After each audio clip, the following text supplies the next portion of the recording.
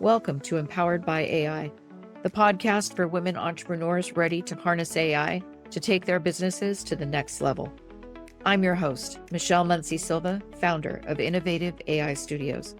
You may have left corporate life to start this entrepreneurial journey, but you don't have to go it alone.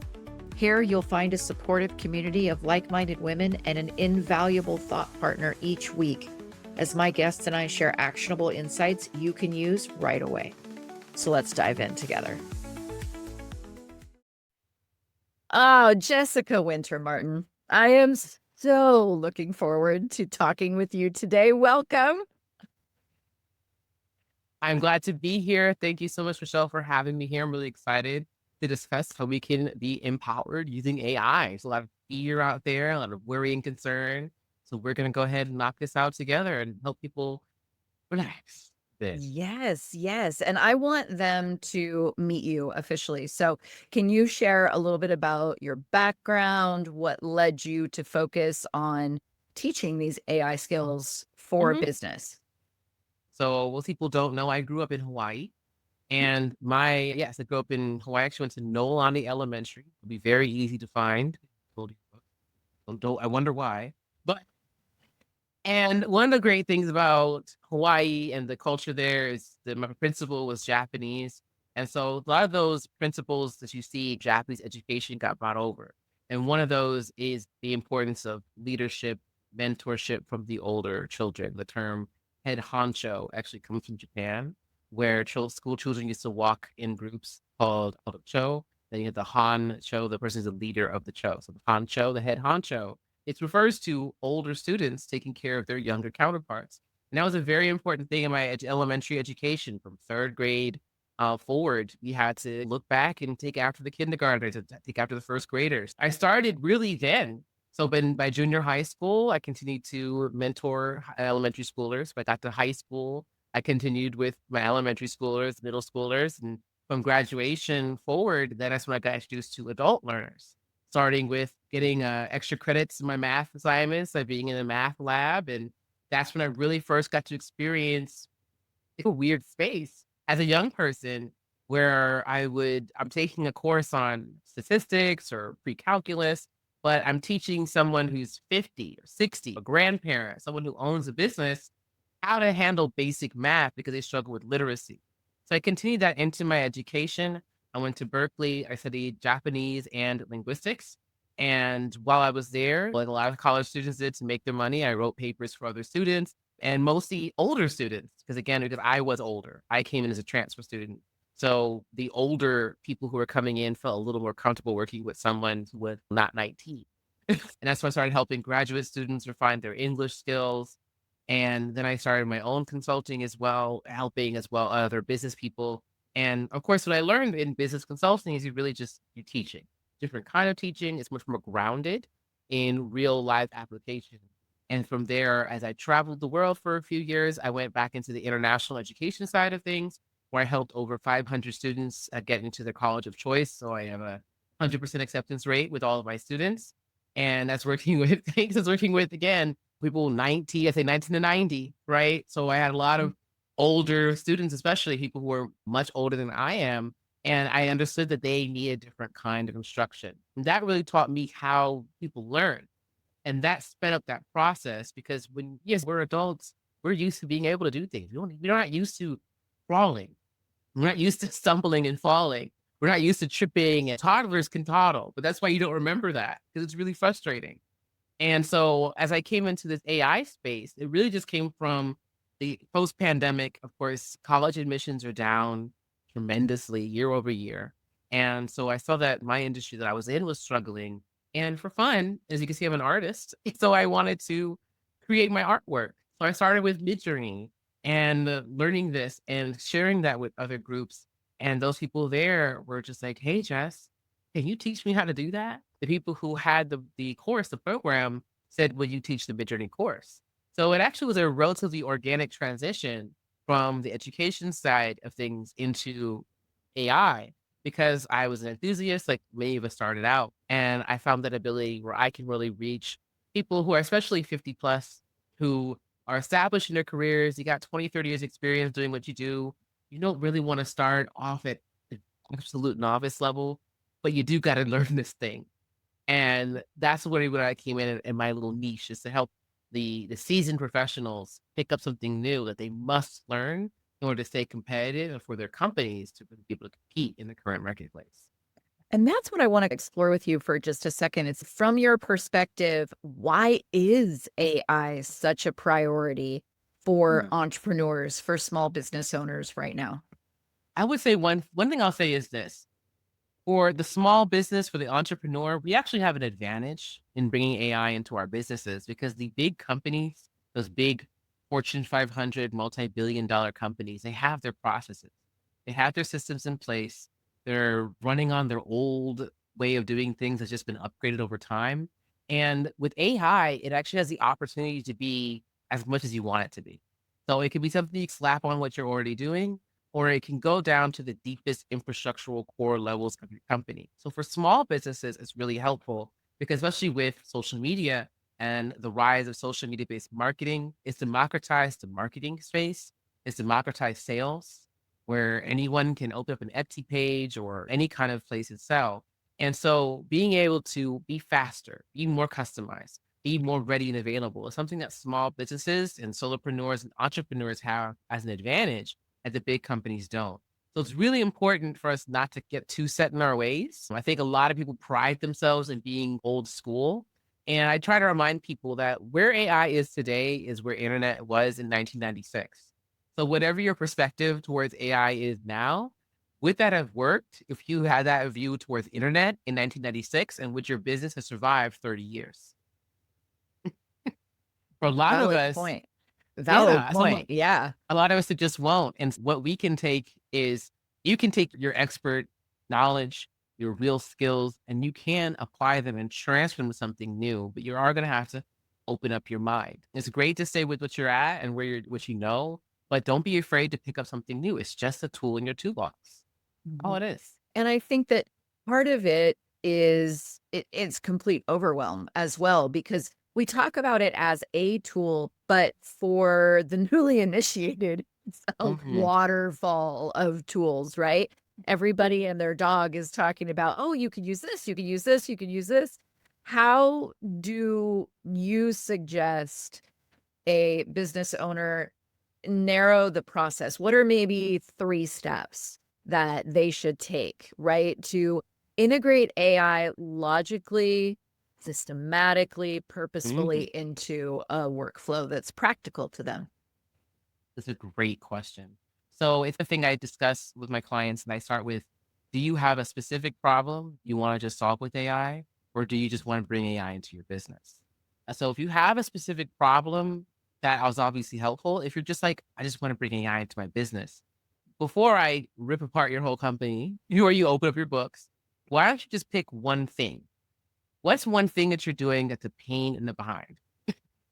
What's one process or what's we often say in business, right? Focus your time on the highest income earning skill, highest income earning task you can do. So for one gal I know, she runs a nonprofit, and her, of course, biggest income earning task is going to be grants, right? Grants and proposals. So for her, it's not anything else that she needs to really focus on. It's just that. Great. Then I'll say, what's your process like before you write a grant? What's your process like before you write a proposal? What takes the most time? So it's up to you to kind of figure that out. But it's like really the whole thing is such a long process. Every single thing, going through the grants, finding the right one. Then I got to think about what to do and how to make my company look like it's doing what I want to do. Okay, great. Maybe what I can do for you is help you create like an agent or find one that already exists that can just source grants. Why don't we start there? How about a grant searching tool? And then showing her how to do that, or I'll do it for her. And then in this one in particular, she wanted to do it on her own. That's fine. So I just did a little course for her, a little one-on-one. I taught her, here's a way we can make an agent for yourself. Then apply the grant. The next part is once you've gotten the grant, how do you respond? Well, here are certain programs. For example, I always like to say when it comes to large language models, the LLMs, since so many of them are free, or at least have a free version, I have one window I always keep open that has all of them in it. That's Chat, Grok, Claude, Perplexity, Quen, DeepSeek, all of those models, Gemini, of course, those use Copilot, you've got that. Create one little window and ask each one of them a simple question. Ask each one of them your question and see which one gives you the best answer. Then, if you have a follow-up question, ask them all that same follow-up question. Because what I found is a simple example is Perplexity is the best, I think, researcher. It's a great, maybe graduate level, high level. It doesn't check Wikipedia. It doesn't do social media or Reddit. It goes off of kind of institutional sources. So it's really useful if you really want that hard data back. And because it's on the internet, you're getting up-to-date information. Whereas the other models, they're not quite up to date. So that one's great for that. If you want something to be reformatted for you, personally, I like Gemini for that. Gemini as well as Claude. Those are really good reformatters. They're really good ones to take, or to take the grant, the RFP, and to submit to that RFP, for example, to Claude and say, hey, Claude, what are the real questions here? What are the real ideas to pull from text? ChatGPT is a strategizer. That's the one you ask, hey, how should I approach this? What are names for this idea? What are names for this program? What's your idea buddy? It's your expert that you go to that's just like an expert in all things. I say ChatGPT is that guy that's in your college library, that one that never closes. At least mine had that. We have Stacks, a 24-hour library. Think of ChatGPT as that librarian, but they don't have the books. It's just that guy as you can talk to. So he's already known all the books. He's used to graduate level knowledge, but he doesn't know everything with everything. And he lives in that little library, so he never sees light. So that's a good person to talk to just to bounce ideas off of. That's your wall. But you're not going to talk to that guy for real world problems because they're not in the real world. So then that's when you go to the other models. But what I find for most people, starting there, pick all those free ones out there that I just mentioned. Just Chat, Gemini, you have Grok 3, which is now for free. You have Claude, Perplexity, Qwen, and DeepSeek. Start with those basic LLMs. Ask them all the same question. Then you figure out, especially as useful if you already know the answer. So if you have a sample question that you want to ask it, you already know the answer. You want to see who gives you the best answer. That's how you decide what's best for your use case. That's what's going to help you figure it out. It just depends on your use case. Use it across all of the models. And then ask yourself, do I like these results? And that's how you figure out which one to use, which one is easier for me to use. So when I tell people who want to get into AI, how to start, and I tell my clients the same thing. You need to have a budget for AI for every month. I recommend starting at about $200 per month, maybe $100, depending on what you have to spend as an enthusiast. But half of that aside for your regular subscriptions that you're going to want to keep. The other half is your play around, try something new, monthly trial kind of budget, right? And then set aside maybe one afternoon per week, a 2 to 4 hour block of time to just experiment. Whether it's a weekend, Sunday morning kind of thing, Thursday evening, afternoon kind of thing. Pick a time to spend some time to just try things out. That's how you can figure out how and where to bring it into your workflow. Is just take something you've already done. That way the pressure isn't on you to yield a result. But you need to have a high level, and this is the key words here, a high level of intellectual curiosity and openness to what you receive. And it's all about strategy. So it's just, that's why I say take some time. You do need to take a little bit of time out of your day because you'd be surprised. There are lawyers who are using Gemini every single day just to write emails and nothing else. There are other lawyers who are using Copilot to help them draft briefings. And there are other lawyers who are using tools like Notebook, like Gemini, like Claude to read the text, to read all the briefs. There are hundreds of pages. They use something like that to do that for them. So it's really, these are 3 different attorneys who are using AI every single day in completely different ways. So it's up to you to decide how to use it. But of course, it's not going to do everything for you. I think of AI as I like crafts. I like woodworking. So I think of a Dremel.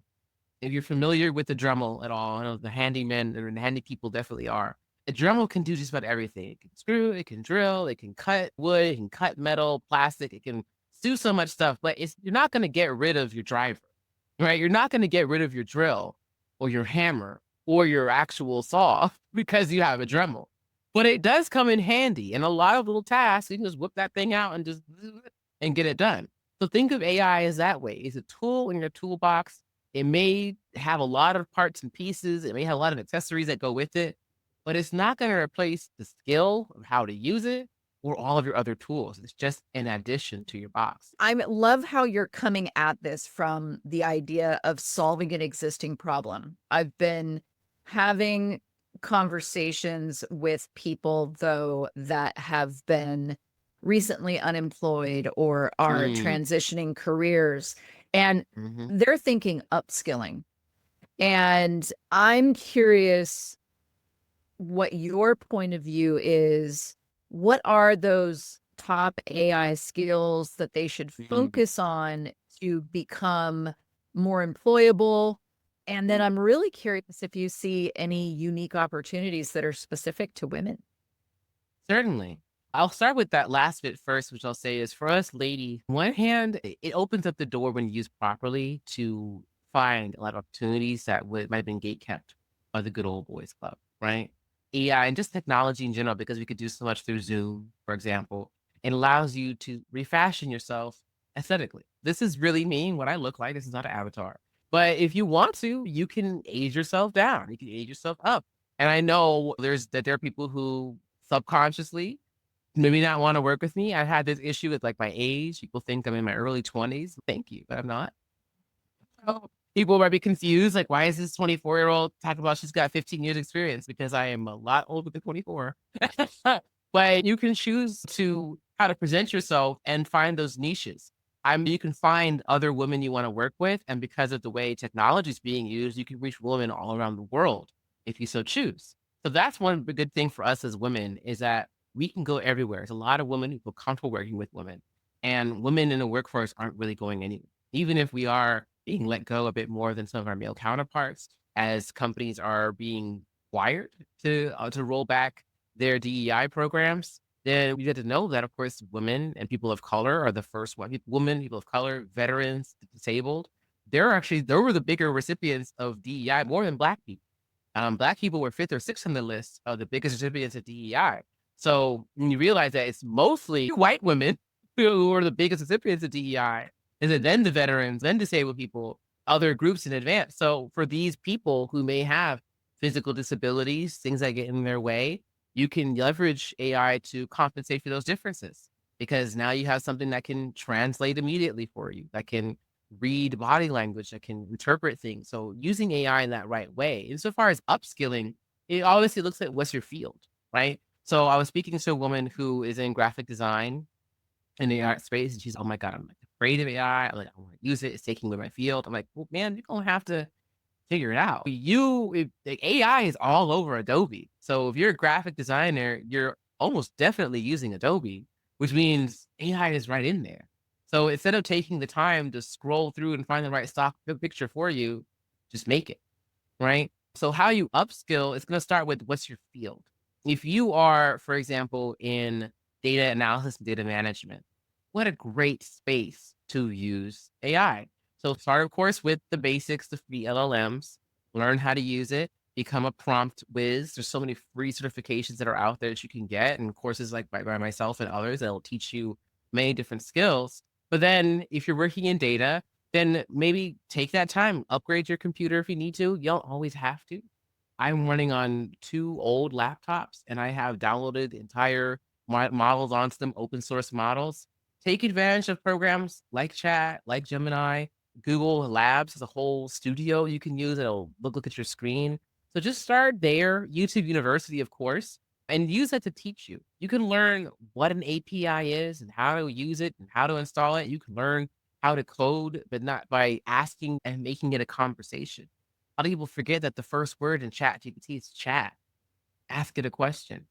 Block that time in your schedule and pick a thing that relates to your field. Don't lean on it all the way, but knowing how to do that. Because a lot of times people just want to see your results. Most people don't really care anymore how you got there. They just want to know your results. And that's going to be your bigger thing is and one of the people I work with, a certain politician here, I'm on his team. And when we'll do events, we'll take pictures, we'll send it to our PR lady, and she'll say, hey, can you send me the comment that'll go on social media? And I'm like, ma'am, take the picture. And I've done the video. I pulled out my phone and supported myself. Like, I'm going to take this picture. I'm going to drop it in Gemini. And I'm going to say, Gemini, make me 10 social media posts using this picture for this event that was about this. And I'm with these people. And then boom, it makes 10 posts. And I do the exact same thing in chat, in all the other programs. And then I'll send her 100 social media posts with that picture and the video. So this is how I did it. So you can do that yourself. That's going to be the biggest thing. That's why I say intellectual curiosity. A lot of certain writing tasks, certain creative tasks, which we thought were going to be safe, they're ironically exactly the opposite. But a lot of those tasks can be done. And remember, we can tell, like the human brain can tell if something was, just generated. So take a look, use it to help, but adjust. I was able to, this is probably my best story very recently. I was able to draft up a sample and a proposal for a project that's a $5,000 contract I'm going to get in 4 hours.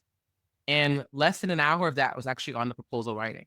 Like the whole 3 hours of that was I had to build a bot, I had to build a chat bot from scratch, get the data set, then make images and animate it to make a whole little product. Did that, filmed a little sample. Then I just took my notes, my very ugly looking handwritten outline notes of what the project is going to do. And I put it through Canva. I said, Canva, transform this into a proposal for me. And it did. Great. Take this proposal and turn it into a slideshow for me. And it did. So the proposal writing process that I actually submitted to the client barely took me 20, 30 minutes. The whole project took me 4 hours. And I submitted it and I got approved. And I'm just waiting for the money to come through.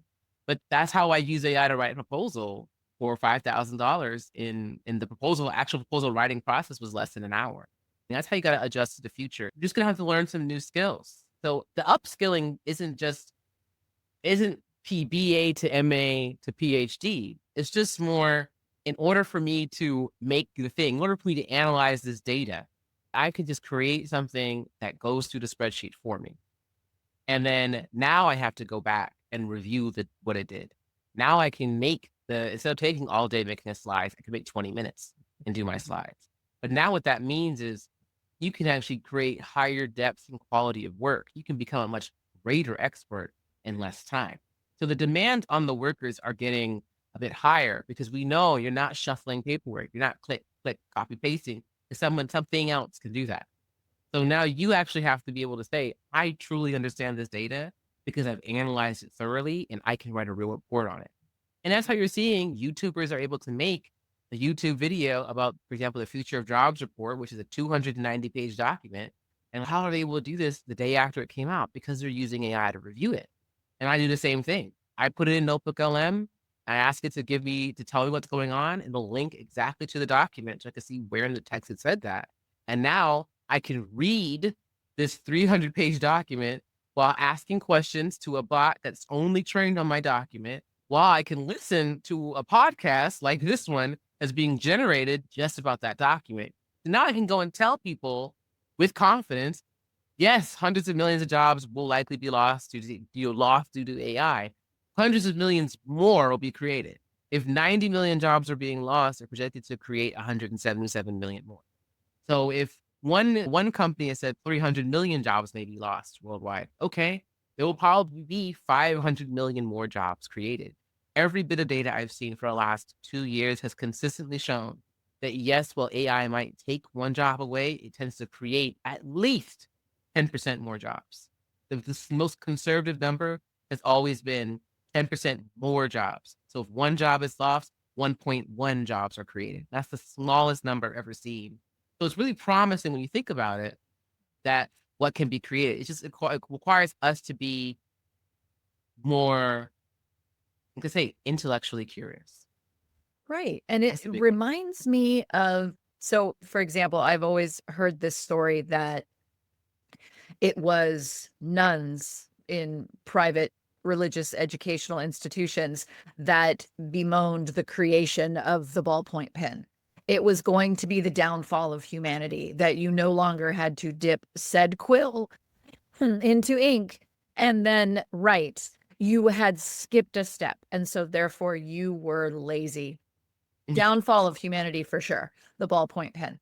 Having somewhat recovered from that, I think we can honestly say that each new disruption, Right. no matter how small it may be, no matter how incredibly huge it may be, has those people saying, okay, Always. this is the downfall of society. This is it. We're no Yeah. longer expecting fill in the blank. And Pessimists are always there. right, that fear, right? That fear that AI might be replacing the thinking, or it might be replacing the effort. Because that's really what it is, right? If you don't have to put in the effort to go figure out the strengths and the weaknesses and put them all in that essay, then you've lost somehow that ability to critically analyze. And so there is this fear that AI is replacing, and it's replacing something that used to be of depth. What I love about what I'm hearing from you is that we really need to shift that narrative. And it's AI as the ability to not only empower and democratize, but also to amplify the space where you have skills and you're no longer doing those routine things. You're now having to, say, for example, present. You've got to be more human now than ever because the AI just did the part that was rote. And I love that you highlighted that, because I think that's such a key piece that people often don't talk about when they're coming from that place of fear. I think even to, and I don't mean to be any harbinger of doom, but to lean into that, there is some real evidence that shows that our youngsters, not to sound so old, but the Gen youngins. Z, or even Gen Alpha, the youngsters that Alpha. are in school right now, there is unfortunately a negative psychological impact. That's why I press upon the educators to stop assigning essays, right? Because it actually is having a negative psychological impact. There are youngsters who are crafting essays in 20 minutes, getting their 99, 100%, 70%, 97%, but they don't know what the hell they did about, right? They never read Of Mice and Men. They just told it to write an essay about Of Mice and Men, answers these questions. They got it. It's done. Whereas the people who are actually reading the book and writing it themselves, they're getting the 80s, the 70s because they didn't thoroughly understand the concept. But the student can identify that person actually understands Of Mice and Men better than me. I don't know anything about that book. So that's why I say to the educators, you need to meet them where they are and find a way to encourage both sides. So from that critical analysis standpoint, it's up to, yes, you're already required to be another level of an expert on a thing because you can be an immediate expert. It's your job to sort through the data and figure out what's the correct thing to learn.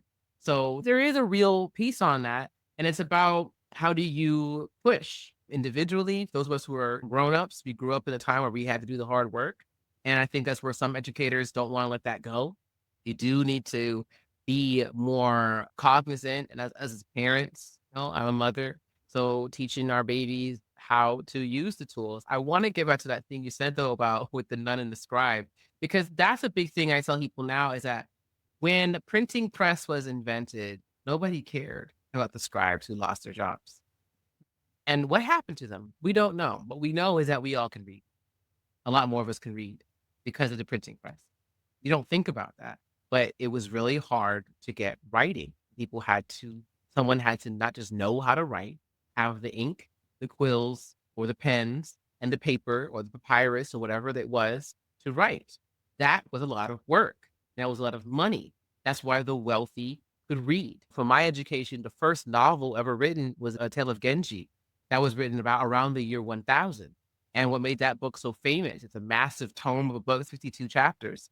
And that's what made it so famous is that the author, she would write one chapter and then she would do a little party and she would sit and read it to the aristocrats. And then people would go tell that story. And then she had her little team would scribe what she wrote. And then only the royalty could afford to own the full tales of Genji, right? So that's why she had so many chapters, so it could be out. Now, anybody, you can download it for free online. You can get, whose version do you want? So it's the same kind of thing that's coming on now with whatever we're creating, right? So that's something that we got to take advantage, think about it that way. capitalizing on the tools, then exactly. And now you get to say from the top, you get to say, ask yourself, where's my bottleneck? What's preventing my growth, right? What is stopping me from taking on more customers, more clients, more sales, or squeezing more money out of my customers? That's why I'm going to specialize more in education, educating people. But that's where how you bring that in, that upskilling and that transition. You say, you know what? Yeah, it's about it's like that intellectual curiosity. It's not just about how do I use AI? What else are you good at? What do you like to do? What's your passion? What's your fun thing? What's unique? That's why we're seeing more and more influencers that are doing everyday thing, relatable content, because people are going to scroll, you're going to watch stuff. So don't be so abashed to where you can't put yourself out there in that way. Just it's about being intellectually curious in every facet of your life. Because I can tell you, I'm a painter. All these paintings I painted myself, and I still sometimes buy prints, and I still make AI art, and I am an artist. Where the demand for real artwork isn't going anywhere. But you may be able to, if you're in a corporate office and you don't care about what artwork is in your boardroom, then just go on Midjourney, make a picture, and send it to a printer and have them print it out. And then when you're minding your business at Art All Night here in DC or whatever, wherever you live, might have a little art festival, or you go to a gallery, you see something you like, now go buy that. And now we're playing, then you got it, but you have both. You have the option. And that option is up to us as a people, but people like people. People are so in that way, like, we're not going anywhere. And that's the value I bring. Instead of you figuring out the 20,000 programs, talk to me, because that's what I do. I constantly am learning new things, cycling new things. So I can tell you, actually, just last week, a new program came out that might help you. Oh yeah, last week. That's why I know. I'm on the wait list. So it's about finding the people. I do more stuff with human beings now than I did 4 years ago in my work. I'm talking more and more to people than I ever was. So it's not going anywhere. And that's why I tell you, shorten your writing. No one's reading all that. No one needs a cover letter. Let's meet for a half hour. Because instead of reading your cover letter for a half an hour, I could just talk to you for half an hour. And I'm going to get a lot more knowledge from talking to you for a half hour than I'll ever get from this writing, because I generally don't know if you wrote it, if someone else wrote it, if you copy pasted somebody else's stuff, or if ChatGPT wrote it. I can't know, but I can tell if I'm talking to an avatar or not, because there's certain things that avatars just can't do. There could be an argument. Yeah, there could be an argument made that AI will actually force human beings to interact with each other more. There's an argument for that, introverts are like, my workday is not taken up with the mundane anymore. Now I need you to collaborate with people to take what was created by AI even further. So if I'm sold on the concept, right? AI learning mindset, check, ready to go. What is one thing that our friends should do today to start leveraging AI in their business or career? My favorite tool is Notebook LM. It's notebooklm.google.com. If you have a Gmail account or you use a Google Workspace, you already have it. Nothing I can't sell it to you. I can sell a course on how to use it better. It's already there.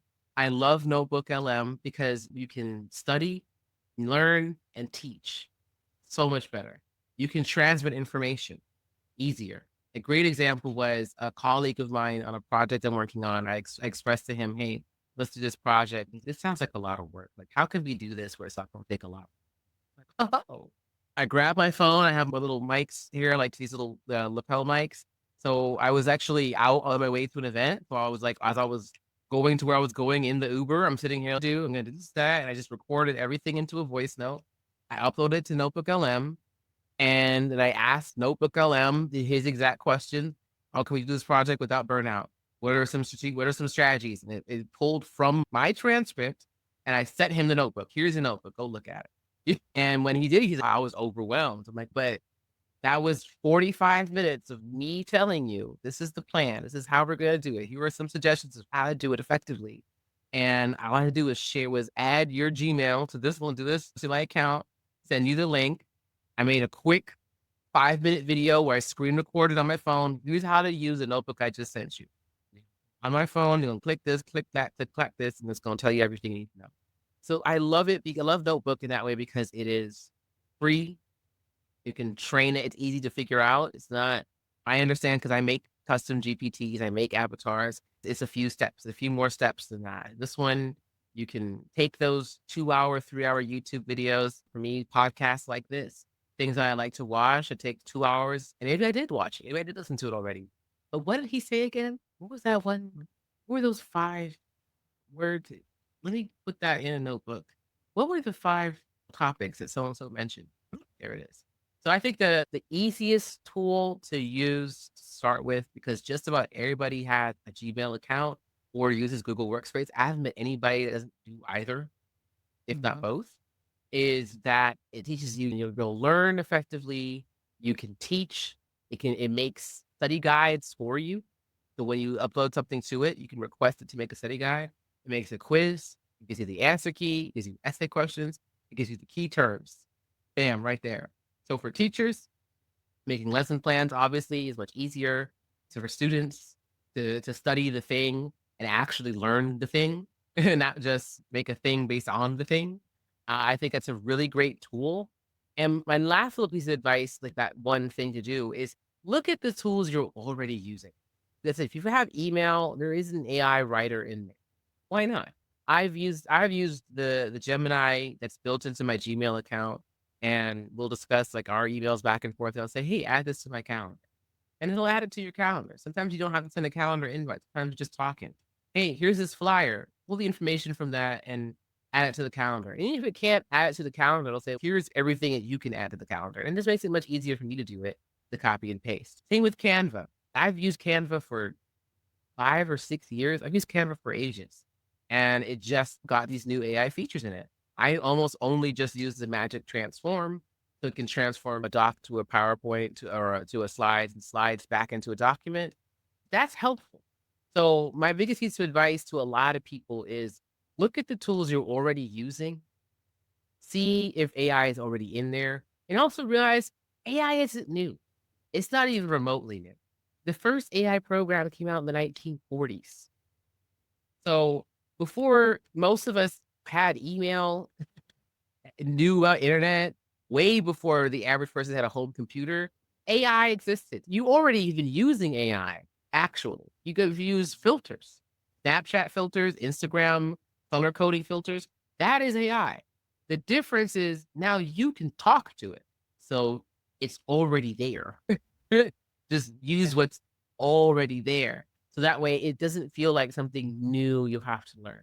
And then lastly, of course, reach out to us, those of us who call ourselves AI consultants, because some of us are nice. Like me, I'll give you a free half hour of my time if you message me. I'll shoot you my little link for a free half hour of my time. And even the paid time, we can sort through that for you. A lot of people say, I hate using ChatGPT for writing because it's not a good writer. Respectfully. ChatGPT is not a good writer. Gemini is a Claude is a how do you know? That's what you're paying me for, right? An hour of my time might seem costly, but it's going to save you hundreds of hours when I'm telling you exactly which program to use. When you get on my retainer, you and your team can always come back and you'll know exactly which program to use. So the intellectual curiosity piece is going to be a big one. Work is what opened up my mind to be more agile. And that's going to be the biggest thing is just open your mind, be agile, be open-minded. You find yourself hitting that, I don't want to do that wall. Just remind yourself, if I was talking about internet in 1996, how would I say? And they're going to need that critical thinking partner in you, right? Where can they find you? Where are we going to connect with you? Yes. So I am the only Jessica Wynter with a Y Martin in the world, which makes me very easy to find. Not to sound too huffy and full of myself, but if you just Google Jessica Wynter Martin, 3 separate words, you'll find me on all the things. So the easiest place to find me, obviously I'm on LinkedIn. Obviously my socials that I'm building up for the business, or some of the term Black Girl in AI. For those of you guys who are watching the video, you can see my QR code right there, which connects you to all of that too. That's my link tree. It gets you all my things on there under the screen. That just looking up Jessica Wynter Martin with a YWYNTER you will find me on all the things, and especially on LinkedIn if you want to find me there. And if you want to connect, send me a connection request. For now, I'm really good about keeping on top of my connection requests, following up people who send me messages. I like to be really on top of that for people. So you can reach out to me if you see something posted and you're concerned about the price. I usually make it. So if you just contact me, get your little coupon code. I'll get you in the door. I'll add you to my little list if you're trying to fall on a budget. I respect everybody's needs. And for your businesses, just find me, Jessica Wynter Martin, Winter. Only one in the world. All three of those Perfect. names. And Find we me, I'm got really to consistent. talk to you. Yes. And you got to talk to me. The only one in the world, and we got to The hang out with only you and one. learn from you. I love Only it. one. Yes, Thank I'm you happy so to help. I'm happy to much. help. Of course. Thank you for having me on your show, Michelle. I really appreciate you. Thank you for tuning in to Empowered by AI. If today's episode sparked ideas, don't wait. Follow the link in the show notes to visit innovativeaistudio.com and download your free resource created to help you put today's insights into practice.